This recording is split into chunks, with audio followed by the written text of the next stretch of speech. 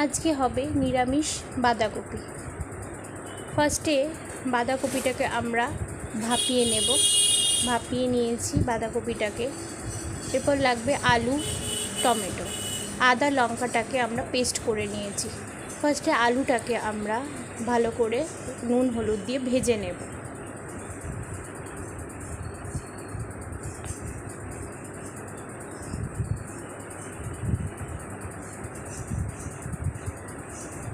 নুন হলুদ দিয়ে ভেজে নিয়েছি আলুটাকে।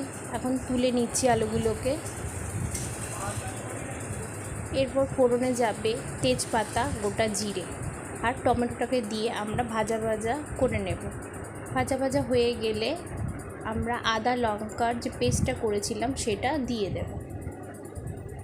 প্রায় ভাজা ভাজা হয়ে এসছে টমেটোটা। এরপর আদা লঙ্কা পেস্টটা দিয়ে দিলাম। এরপর একটা গুঁড়ো মশলা রেডি করব। পরিমাণ মতন হলুদ গুঁড়ো, জিরের গুঁড়ো, ধনে গুঁড়ো,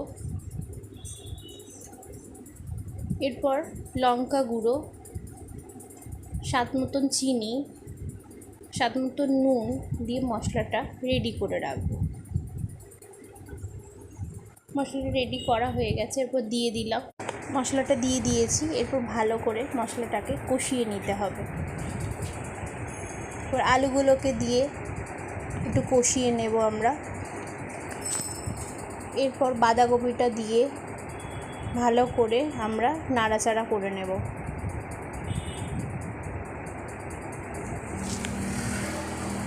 বাঁধাকপিটা দিয়ে ভালো করে অনেকক্ষণই নাড়াচাড়া করতে হবে যাতে মশলাগুলো ভালো করে মিশে যায়।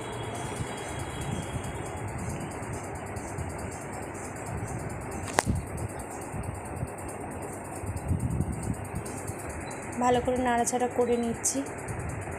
এরপর হয়ে গেলে আমরা গরম মশলা গুঁড়িটা দিয়ে দেব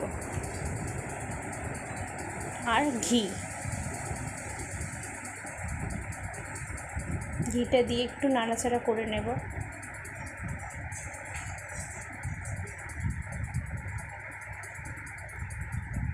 আপনারা এইভাবে করে দেখতে পারেন, খুবই ভালো লাগবে।